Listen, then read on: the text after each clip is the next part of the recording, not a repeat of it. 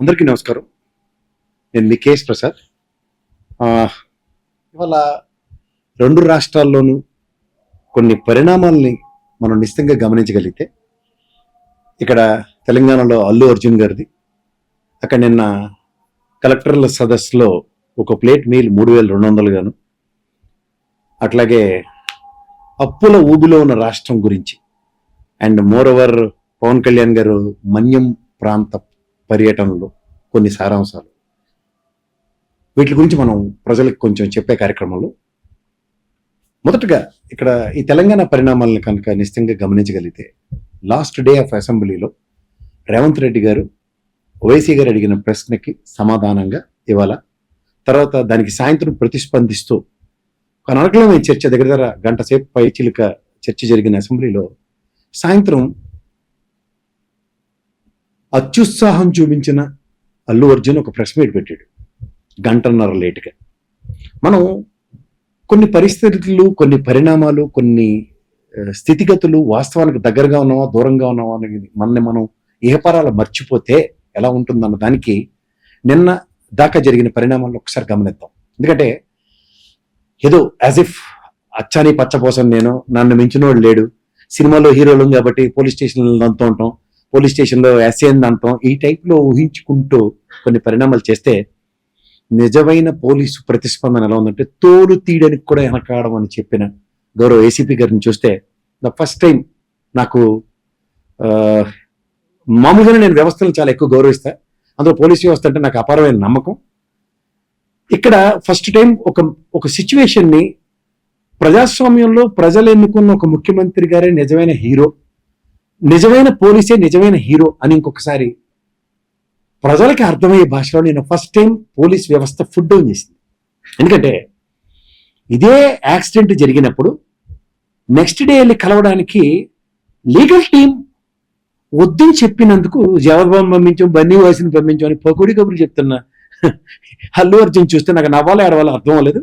సాయంత్రం గంటన్నర లేటుగా ఓ ప్రెస్ మీట్ పెట్టి ఎక్స్ప్లెనేషన్ ఇచ్చే దాంట్లో పోలీసులు ఏమీ చెప్పలేదన్న దానికి నిన్న గౌరవ కమిషనర్ గారి ఆధ్వర్యంలో పోలీస్ వ్యవస్థ ఒక పవర్ పాయింట్ ప్రజెంటేషన్ ఇచ్చింది. సాధారణంగా బెయిల్ ఇచ్చిన వ్యక్తికి పంచేంద్రియాలు ఇంట్లో మూసుకుని కూర్చోమని అర్థం. సినిమాటిక్ గా బయటకు వచ్చి మిగిలింది మా నాన్నగారు మాడతారు, నేను అనుకుంది మాత్రమే చెప్పి వెళ్తాను అన్నప్పుడు పోలీసులు రిజెక్ట్ చేసిన లెటర్ గురించి మాట్లాడకుండా, పోలీసులు మీకు చేతావని ఇచ్చిన దాన్ని కూడా పట్టించుకోకుండా, పైకొచ్చి మీరు దాంట్లో ఒక ప్రదర్శన రూపంలో బయటకు వచ్చి ఆ ఓపెన్ డోర్ లోంచి బయటకు వచ్చి ప్రజలకు వేవ్ చేసి వెళ్ళడానికి కూడా నిరోధించిన పోలీస్ వ్యవస్థల్ని దున్నపోతలాంటి బౌన్సర్లు పెట్టి ప్రజల్ని తోసి పోలీసులను తోసి మీరు లోపలికి వెళ్ళిన ఉదంతంలో జరిగిన గలాభ. నాకు తెలిసి ఎక్కడ జమ్మూ కాశ్మీర్లో అనుకుంటా మనకి స్వేచ్ఛగా తిరగడానికి ఇన్స్ట్రక్షన్స్ ఉన్నాయి, కానీ but when it comes to భారతదేశంలో ఎక్కడైనా ఏ ప్రాంతంలోనూ సంచరించడానికి రాజ్యాంగం మనకు కల్పించిన హక్కుకి భంగం కల్పించడానికి ఎవరా దున్నపోతు బౌన్సర్లు, ఎవరా మీ మేనేజర్? ఏసీపీ గారు పైకొచ్చి ఉన్న వాస్తవాన్ని పలానా అమ్మాయి చనిపోయిందని చెప్పే ఉదంతంలో, ఇక్కడ అమ్మాయి గురించి చెప్పాలంటే ఎవరైతే చనిపోయారో ఆవిడ హక్కు సినిమా చూడడానికి, ఎందుకంటే టికెట్ ఉంది ఆవిడ దగ్గర షోకి. అక్కడ మీరు వచ్చిన ప్రొవకేషన్లో మీ దున్నపోత బౌన్సర్లు ప్రదర్శించిన బాహ్య బాహుళ్యానికి బలైన ఒక ప్రాణం. తర్వాత ఆ గౌరవ పోలీస్ డిపార్ట్మెంట్ పీసీఆర్ చేసి ఆ బాబుని రెస్క్యూ చేసి నిన్నే అతనికి కళ్ళు తెరిచాడు. అతను ఈ ఇన్నాళ్ళు పడిన ఆ మానసిక సంఘర్షణ ఆ కుటుంబానికి మీరు ఏదో డబ్బులు ఇచ్చేస్తాం, కాంపన్సేషన్స్ పంపిస్తాం, హాస్పిటల్ ఖర్చులు భరిస్తాం అని చెప్తున్న దానికి గౌరవ కమిషనర్ గారు సివి ఆనంద్ గారు ఎప్పుడూ ఏం ఒక్కర్లే, ప్రజాస్వామ్యంలో ప్రజలను పరిరక్షించడానికి ముఖ్యమంత్రి గారు ఉన్నారు, మా వ్యవస్థ ఉంది, మేము పట్టించుకుంటున్నాం, మేము చూస్తున్నాం అని చెప్పారు. అది ఒక సమాధానమే చెంపపెట్టు. దీనికి తోడు మీరు ఆ ప్రెస్ మీట్ లో దాన్ని ఏంటంటే ఉద్రేకపూరిత వాతావరణాన్ని ఇంకొంచెం రెచ్చగొట్టడానికి, ఏమ్రబాయ్ రంగేసుకుని మీరే సినిమాలు నటిస్తే మీరే హీరోలు అనుకుంటే, నిజంగా నెక్కచ్చిగా ప్రజాస్వామ్యంలో కోట్లాది మంది ప్రజల మన్ననలు కొని అలా మన్ననలతో అధిరోహించిన ముఖ్యమంత్రి గారి గౌరవ స్థానంలో ఆయనకున్నంత మర్యాద ఎలా ఉంటుందో ఫస్ట్ టైం ఒక ముఖ్యమంత్రి ఫుడ్ డౌన్ చేస్తే, ఓ సారీ అండి మీ సినిమా వాళ్ళు చాలా గొప్ప వాళ్ళు కదా, అలా సునీదత్ అయితే సినిమాలు తీయ ముఖ్యమంత్రి మారేదాకా అని ఒక సామాజిక వర్గ ఔదార్యాన్ని అహంకారాన్ని చూపించారు కదా. కానీ వెనక నుంచి మీ అల్లుడి గారితోనూ పాపలతోనూ సినిమాలు తీయించడం మర్చిపోలేదు. మా వెంకన్న సోదరు గారు భగవంతుడిని దేవదేవుణ్ణే కుల ప్రాతిపదిక మీద మాట్లాడిన మానేడు తర్వాత చంద్రబాబు గారు ఎంత గడ్డెట్టారో మాకు తెలుసు. కానీ ఏంటంటే హీరోలు చేతులు కట్టుకుని వెళ్ళాలా? అరే అలా స్థాయి ఏంటండి, పోర్టు కూడా కారు వెళ్తుందండి. అర్రే మీరు పెద్ద ఫిట్నెస్ ఫ్రీక్ కదా సార్. ఈ మధ్యన రంగేయడం మానేశారు, కానీ 80 దాటినా సరే చిన్న కర్రలా కలకల్లాడిపోతుంటారు కదండి మురళీమోహన్ గారు. 150 సినిమాలు నటిస్తే అందులో 149 సినిమాలు అనుమానం సినిమాలే కదా. ప్రేమించి పెళ్ళాడడం, తర్వాత భార్యను అనుమానించి ఒక వ్యాంప్ డాన్స్, కంక్లూజన్ లో కలిసిపోవడం, ఇదే కదా 149 సినిమాలు తీశారు మీరు. అలా వారాల అబ్బాయి ఒకటి తప్ప. ఇప్పుడు మాట్లాడండి సార్, ముఖ్యమంత్రి అవహేళన చేస్తూ మాట్లాడండి. ఎందుకంటే ఇక్కడ మూలాలు, ఆస్తులు, వనరులు సమకూర్చుకుని ఇక్కడ కుబుసాలు కదిలిపోతాయి కదా. భయం భయం ఏనంటే మీరు నిన్న ఏసీపీ గారు చాలా బాగా చెప్పారు. విష్ణు గారికి ఇలా దండం పెట్టి చెప్తున్నా. లీజులు ఏదా పద్మాల స్టూడియో, అది రియల్ ఎస్టేట్ కా లీజులు తీసుకుని ఒప్పందాలు మార్చుకుని మేమే పాపం చేసామంటే. ఇక జూబ్లీస్లోను బంజారాస్లోను మాకు ఉండాలన్న కళల సౌదాలకి లీజుల రూపంలో మీరు స్థావరాలు ఏర్పరచుకుని పరాణజీవులు అంటారు తెలుసు కదా, పారాసైట్స్ ఇంగ్లీష్లో. ఓ ప్రభుత్వం మీద ప్రజల మీద బతికే మీరు ఏంటంటే రాత్రి సినిమా రిలీజ్ అయితే తెల్లారిసరిగా మీరు పెట్టిన పెట్టుబడులు 100 కోట్లు వచ్చేయాలా? మిగిలిన ఎవరికి వ్యాపారం తెలియకనే అలా వస్తారు, ప్రవచనాలు చెప్తారు. 24 క్రాఫ్ట్స్ అండి అందరికీ అండి. ఆ కృష్ణానగర్ వేతలు చూడండి, నేను పుట్టిన కాడి నుంచి అలా ఎక్కడ అలాగా ఉన్నారు వాళ్ళు. పట్టణం దొరుకుతుంది, ఒక సినిమాకి బత్తా దొరుకుతుందని ఒక్క 10-15 మంది అనుకుంటారండి సినిమా పరంగా. ఓ డైరెక్టరు, ఓ హీరో, ఓ హీరోయిన్, మహా అయితే ఒక విలను. ఎందుకంటే మీరు కోట శ్రీనివాసరావు గారు చెప్పినట్టు పైన తీసుకొస్తారు కదా వేరే కాడి నుంచి, ఆడికి డబ్బులు ఇవ్వాలి. నెక్స్ట్ మ్యూజిక్ డైరెక్టర్, టెక్నికల్ డైరెక్టర్లు ఎవరో 10-15 మంది గోపెట్టలో ఉన్నారు. కానీ మిగిలిన అందరి వేతనాలు అలాగే ఉన్నాయి సార్. సినిమా కనీసం మీరు ఎంత బడ్జెట్ పెట్టి సినిమా తీస్తున్నాడు బయటకు వచ్చి టాగోనితలే ఏం మీరు ఫిల్మ్ ఛాంబర్ కానీ లేదంటే గౌరవ సినీ ఫోటోగ్రఫీ మినిస్టర్ గారు ఉన్నారు కదా. ఎందుకంటే మీరు సినిమాలు తీస్తే బెనిఫిట్ షోలకు కూడా వాళ్ళే పర్మిషన్ ఇవ్వాలి. నెక్స్ట్ ఏమో సబ్సిడీ రేట్లు కూడా మీకు ఏదో ప్రాణాలు తెగించో దేవుడి మీద కవిత మీద ఏదో తీసేస్తే మీకు సబ్సిడీ రేట్లతో సినిమాలు ఇవ్వాలా? ఇన్నిటికీ ప్రభుత్వం మీద పరాణ జీవుల్లో బతుకుతో కూడా పోలీసులు అంటే అటకారాలా? ఏ సినిమా అనుకున్న రేటు సార్, పోలీస్ స్టేషన్కి వెళ్ళి తన్నేసి బయటకు తీసుకొచ్చేస్తే అయిపోద్ది అనుకుని ప్రెస్ మీట్ పెట్టేస్తే బట్టలు ఓడదీసి నిలబెట్టారు. నన్ను బట్టలు ఓడదీసి నిలబెట్టారు. ఇంతకన్నా నేను వేరేగా పచ్చిగా చెప్పలేను. ఏంటంటే అహంకారం.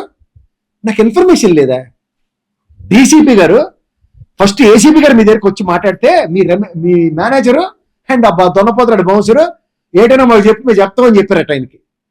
తర్వాత కిందకి వెళ్ళి డీసీపీ గారు వచ్చిన తర్వాత ఇంత జరిగితే ఏంది అక్కడ లోపల షో ఏంటంటే పెర్మిషన్ ఆవిడ ఇచ్చాడు, నేను ఇవ్వలేదు కదా అని చెప్పి గదమాయిస్తే ఇలా పైకి వెళ్ళి చెప్పిరా అని ఏసీపీ గారిని పంపిస్తే ఆయన వీళ్ళందరినీ దొన్నపోతులన్నింటినీ తోసుకుని లోపలికి వెళ్ళి చెవులో చెప్తే కూడా పట్టించుకోకుండా తగ్గేదే లేదు కదా మీరు. సినిమా ప్రకారం సినిమాలో కదా డైలాగు, సినిమా అంతా అయ్యేదాకా చూస్తూ ఉండి మాకు ఫండమెంటల్ రైట్స్, మీరు కామన్ మ్యాన్ అయిపోతారు కదా, మీరు చిన్న కామన్ మ్యాన్ అయిపోతారు కదా సినిమా రిలీజ్ అయితే. 50 మంది దొనపోతలాడు బౌన్సర్లు పెట్టుకుని ప్రజలను నెట్టేస్తారా? ఆ కుమ్ములాట్లో పడి చచ్చిపోతే బాధ్యత లేదా? ఒకవేళ మీరు వస్తున్నామని చెప్పి పోలీసు ఇచ్చిన అలర్ట్కి నేను రావట్లేదని విరమించుకున్న తర్వాత కూడా వస్తారా నా తొక్కిసినట్లో ప్రాణం పోయి ఉంటే మీరు చెప్పినవన్నీ కరెక్ట్. నెక్స్ట్ డే 9 దాకా ఒక ట్వీట్ రిలీజ్ చేయడానికి మీకు ఓపిక రాలేదు. లీగల్ టీం మాత్రం వీళ్ళు కలవడానికి అస్సలు ఒప్పుకోలేదట. నెక్స్ట్ మార్నింగ్ ఇలా కళ్ళు తుడుచుకున్న తర్వాత వార్త తెలిసిందట. మరి ఏసీపీ గారు చెప్పింది అదే ప్రజెంటేషన్ ఇచ్చారు. పవర్ పాయింట్ ప్రజెంటేషన్ లో వెళ్ళి చెప్పిన విషయాలతో సైతం సోదాహరణంగా చెప్పారు. పైపెచ్చు అదృష్టం బాగుండి రిటర్న్ లో మళ్ళీ మీరు ఓపెన్ టాప్ లో వేవ్ చేస్తూ వెళ్ళిపోతున్నప్పుడు ఏం జరగలే. కర్మగాలి ఇంకో ప్రాణానికి ఉపద్రవం వస్తే ఎవరిదండి బాధ్యత? వెళ్ళి ఈవెంట్లో జూనియర్ ఎన్టీఆర్ గారు మా అన్నగారికి జరిగిన యాక్సిడెంట్లు అడిగితే మీకు ఎవరికి జరగకూడదు, సురక్షితంగా ఇంటికి వెళ్ళండి. ఏమండి అసలు ఈవెంట్ ఎవరు పెడమన్నాడు మిమ్మల్ని? ఎవరిని ఉద్ధరించడానికి ప్రమోషన్లు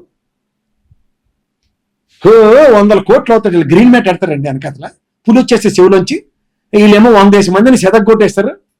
ఇవన్నీ చూడాలి. 599 ఏళ్ళు వస్తాయి.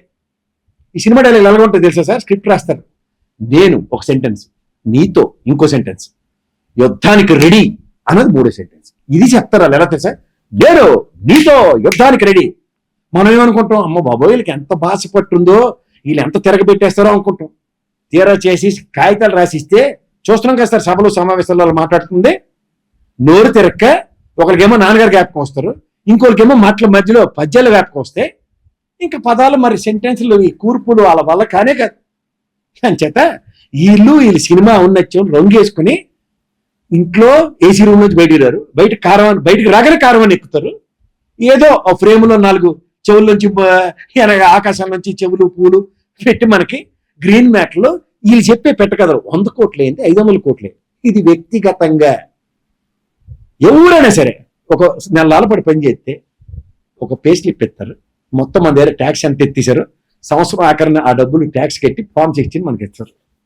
ఇది మనం ఐటీ రిటర్న్ ఫెయిల్ చేస్తాం. వీళ్ళు బ్లాక్ ల్యాండ్ తీసుకుంటారో తెలియదు, వైట్ ల్యాండ్ తీసుకుంటారో తెలియదు, వీళ్ళు చెప్పి ప్రొడ్యూసర్ చెప్పి పెట్ట కదా 100 కోట్లు నష్టం వచ్చింది, సినిమా ఎత్తిపోతే నష్టాలు చెప్తారు, ప్రాఫిట్ వస్తే తల్లితోడి చెప్పరు, వీళ్ళు ఎంత వచ్చింది కూడా చెప్పరు. ఈ రికార్డుల కోసం ఈ ఫ్యాన్స్ ని ప్రొవోక్ చేసుకుంటూ పాపం అభంశోమం తెలియని చిన్నపిల్లల్ని సినిమాల్లో నిజ జీవితాలు నిజంగా ఎలాగే ఉంటారని చెప్పి భ్రమలు క్రియేట్ చేస్తూ ఎంతమంది జీవితాలు నాశనం చేస్తారండి. నిన్నగాక మన పవన్ కళ్యాణ్ గారు మన్యం జిల్లా వెళ్ళారు. ఆయన ఏదో నా పని నన్ను చేసుకోండి అంటే ఇంకా సీఎం అని అరుస్తున్నారు. వాళ్ళ రాజకీయాల్లో ఎంత కష్టాలు పడితే ఇవాళ డిప్యూటీ సీఎం అయ్యారో ఆయనకి తెలుసు, వీళ్ళకి మాత్రం తెలియదు. ఈ ట్రాన్స్ లో ఎందుకంటే గతం నుంచి ఆ ట్రాన్స్ లో మీరు ఉంచారు కాబట్టి వాళ్ళకి పరిస్థితి ఉంది. వాళ్ళు ఎందుకు మీకు శవరం అయితేనే కానీ వివరం తెలియదు అన్నట్టు మీకు ఇవాళ వాస్తవానికి డిప్యూటీ చీఫ్ మినిస్టర్ అవడానికి ఎంత కష్టమైందో, ఒక్కొక్క శాఖను నిర్వర్తించడానికి ఎన్ని ప్రమాదాలు ఉన్నాయి, ఎన్ని పాబంధకాలు ఉంటాయి, అట్లన్నీ దాటుకుంటూ ప్రజల సమస్యల్ని సినిమాటిక్ గా మనం ఇవాళ రాత్రి తీర్చడానికి అవ్వదని విషయం తెలుసుకోవాల్సడానికి ఎంత టైం పడుతుంది పవన్ కళ్యాణ్ గారు చూడండి. ఎగ్జాంపుల్ 78 ఏళ్ళ స్వతంత్రంలో మన్యం జిల్లాలో రోడ్లు లేక ఎంతమంది వెలవలాడుతున్నారో తెలుసు.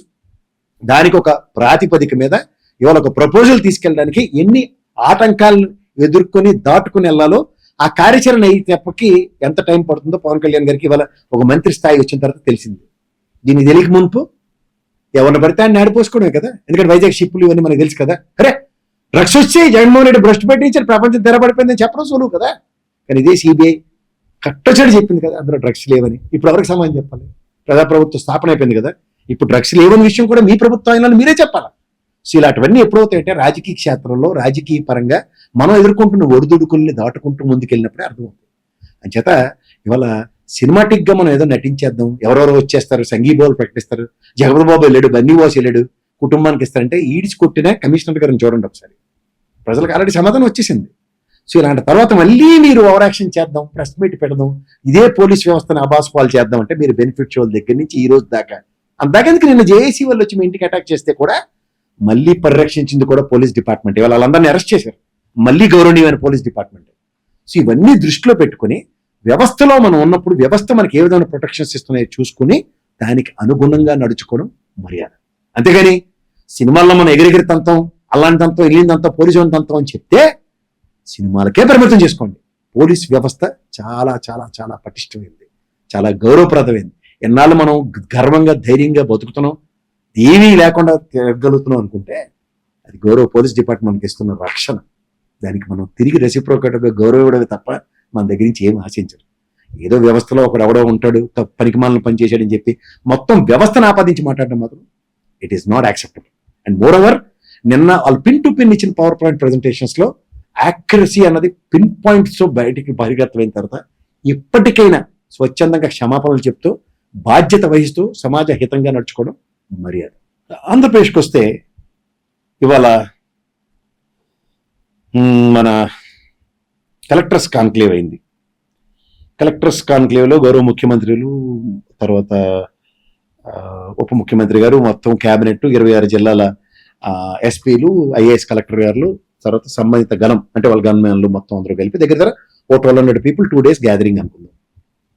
నాకు తెలిసి ఇలాంటి ఈవెంట్స్కి ఏదైనా హోటల్ భోజనం అయినా సరే, లేదంటే 4 హోటల్ నుంచి టెండర్లు పిల్లలు, వీళ్ళు ఎవడో కాంపిటేటివ్ రేట్స్ ఉన్నాయా, లేదంటే ఎంత ఎమికబుల్ గా ఉన్నది అన్న దగ్గర చూసుకుంటే ఇవాళ హాస్యాస్పదంగా హిందుస్థాన్ టైమ్స్ లో వచ్చిన ఆర్టికల్ చూస్తే 3200 రూపాయలు ఒక ప్లేట్కి 1,20,00,000 రూపాయలు 2 రోజులకి ఖర్చు అయిందంటే, నేను ఈ ప్రభుత్వం గతంలో 9 కోట్లు ఖర్చు పెట్టారు పఫ్ఫులకి అని అవహేళన.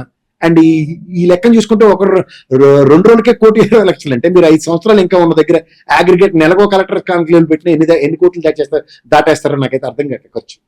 వాస్తవానికి చూసుకుంటే అంటే ఇంత మీరు చెప్తున్న దాన్ని బట్టి చూసుకుంటే టెండర్లే పిలవకుండా డైరెక్ట్ గా ఒక హోటల్కి ఇచ్చేసారు అన్నది తెలిసిన విషయమే. నామినేటెడ్ ప్రాసెస్ లో. అండ్ మోర్ ఇక్కడ నాకు గమనిస్తే దీని మీద నేను అనవసరంగా చర్చిస్తున్నాను. 3,200 రూపాయలు ఒక ప్లేటా, 1,200 మందికి అగ్రిగేట్ వేసుకున్నా 3,200 1,20,00,000 అంటే 2 విషయాలు నేను జాగ్రత్త పడాలండి. ఒకటి ఏంటంటే మినిస్టర్లు అందరూ ఒకరి తర్వాత ఒకరు పక్కన కూర్చుని ఆ 1.2 మధ్యలో చొక్క పొరపాటుని పెట్టారు, అది 12 లక్షలు అయిందని చెప్పినా నేను ఆశ్చర్యపడను. ఎందుకంటే మీకు ఆ తపేలా ఛానల్లో ఆ దిక్కుమాల మీడియా పేపర్లో ఉన్నాయి. ఎందుకంటే దాని విషయాలు కూడా నెక్స్ట్ నేను చెప్పబోయేది అదే. మూడో పాయింట్కి వచ్చేసరికల్లా ఆ చొక్కను తీసుకెళ్లి 12 లక్షలు చేసిన 1,20,00,000 కాదండి 1,20,000 అని చెప్పినా నేను ఆశ్చర్యపడను. కానీ దీనికన్నా మాకు బాధాతత్వ హృదయంతో చెప్పుకుంది ఏంటంటే 10 మంది ఇచ్చిన విరాళాలతో తుఫాను బాధితులను ఆదుకునే క్రమంలో 470 రూపాయలు ఒక ప్లేట్కి వేసారండి మీరు.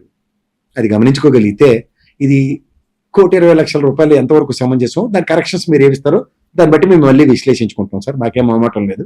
ఎందుకంటే 23 లక్షలకి అగ్గిపెట్లు ఖర్చు పెట్టామని మా రెవెన్యూ మినిస్టర్ గారు చెప్పిన, మా ప్రిన్సిపల్ సెక్రటరీ రెవెన్యూ చెప్పిన దానికి 23 కోట్లతోనే మీరు చెప్పిన టోటల్ ఫిగర్ టాలీ అయింది సార్. ఎస్ఎస్ 470 రూపాయలు నాకు తెలిసి ఒక పులిహార ఇస్తారు, లేదా ఒక బిర్యానీ ఇస్తారు, లేదంటే ఒక ఫ్రైడ్ రైస్ ప్యాకెట్ ఇస్తారు, లేదా 4 ఇడ్లీలు కట్టించిస్తారు, లేదా బిస్కెట్ ప్యాకెట్లు ఇస్తారు తుఫాన్ బాధితులకి. మా సుబ్బయ్య భోజనం కూడా 370 రూపాయలు బొట్టబోరిని తెచ్చుకుంటే 3 తినొచ్చు సార్. కానీ 470 రూపాయలు మా తుఫాన్ బాధితులకి ఇచ్చారంటే కూడా మేము ఒప్పుకున్నాం, ఏం చేయలేము, మేము విన్నాం. ఇది మా జగన్మోహన్ రెడ్డి గతంలో చెప్పాడు చూడండి, నేను విన్నానని. అలాగా మీరు చేశారు, మేము చూసాం, మేము విన్నాం. అలాగే ఈ 1,20,00,000 కూడా సొక్కలు తెస్తారా, సొక్కల భూముల్లో సొక్కలు కల్పిస్తారో ఒకసారి చెప్పండి. మళ్ళీ ఈ మాటకు వస్తే ఈ వార్తని నేను ఎందుకు ఎంత దీనిగా చెప్తానంటే, మీకు ఒక ఇది చూపిస్తాను సార్, మీరు గమనించండి. దాంట్లో పేర్ని నాని గారిది ఇది నిజంగా అసలు ద బిగ్గెస్ట్ జోక్స్ అన్నమాట. ఈ పేపర్ వాళ్ళు ఏడు చెప్తారంటే, నాలాంటి విశ్లేషకులు మొదటి రోజు అజ్ఞాతంలోకి పేరునాని కుటుంబం, ఉదాహరణకి ఈ వార్త చదివి నేను విశ్లేషించాను అనుకోండి, అయ్యి బాబాయ్ అనుకోండి. రెండో రోజు ఎట్టకేలకు లుక్అవుట్ నోటీసులు పోలీసులు ఇచ్చారు, ఇది కూడా విశ్లేషించనుకోండి. మూడో రోజు అది రాసిన వార్త చూడండి, మాజీ మంత్రులతో పేరునాని మంతనాలు. అంటే ఈ పైకి రెండు వార్తలు భూతైన కదా, అబద్ధాలనే కదా. అంటే అబద్ధాలు రాతలు రాసేసి దాని మీద ప్రజల్ని ఒక అపోహలో క్రియేట్ చేసి మాట చెప్దాం మళ్ళా మన మాట. పేరునాని అనే వ్యక్తి నిజంగా రేషన్ బియ్యం నాదెండ్ల మనోహర్ గారు పట్టుకున్నారు, కలెక్టర్ గారు పట్టుకున్నారు, సీజ్ చేశారు. సీజ్ ద షిప్ అన్నారు పవన్ కళ్యాణ్ గారు, అన్ని బాగున్నాయి. అందులో ఆయన పట్టుకున్న బియ్యంలో 1 కోటి రూపాయల ఫస్ట్ డీడీ రూపంలో, రెండోది 75 లక్షల రూపాయల డీడీలు ఇచ్చినప్పుడు పెనాల్టీ క్లాసా, లేదంటే అక్రమంగా పే చేసిన దానికి ప్రభుత్వం ఎలా వెసులుబాటు ఇచ్చిందో దీని మీద నాకు గౌరవనీయులైన నాదెండ్ల మనోహర్ గారు కానీ లేదా కలెక్టర్ గారు కానీ ప్రెస్ మీట్ పెట్టి, ఇది నాట్ యాక్సెప్టబుల్, ఇది అన్యాక్రాంతంగా రేషన్ బియ్యం అక్కడికి వచ్చిన దానికి ఈ గొడవను సీజ్ చేస్తున్నాం, దీంట్లోంచి దీని అవుట్కమ్ పెనాల్టీ క్లాస్ ఇంపోజ్ అవుతుందా లేదా with penalty with jail imprisonment అనేది చెప్తే మేము దాని మీద ఏదో మాట్లాడతాం. అంతేకాని ఈ పెట్టకథలతో పేరునాని అనే వ్యక్తి పరారులో ఉన్నాడని ఓ రోజు, అజ్ఞాతంలో దాక్కుండిపోయి ఇంకెవరికి దొరకట్లేదని ఓ రోజు, లుక్అవుట్ నోటీసులని, ఇవన్నీ నాకు అర్థం కావట్లేదు. వీటిల్లోంచి మీరు గమనించగలిగితే ఈ అవుట్కమ్ మీద డెరైవ్ అవుదాం అనుకున్నప్పుడు, ఈ అవుట్కమ్ డెరైవ్ అవుతున్నప్పుడు సంబంధిత మంత్రి కానీ సంబంధిత కలెక్టర్ గారు కానీ క్రిస్టల్ క్లియర్ గా ప్రజలకు ఉన్న వాస్తవాలు చెప్తే పాలుకు పాలు నీళ్ళకి నీళ్లు తేటతెల్లం అవుతాయి. అంతేకాని ఈ అభూత కల్పనలోనూ ఊహల ఉయ్యాల్లోనూ వివరిస్తున్న ఈ వార్తా సముదాయాలను పట్టుకుని విశ్లేషిస్తూ ప్రజల్ని పక్కదారి పట్టించడానికి నేనైతే సిద్ధంగానూ సముచితంగానూ లేదు.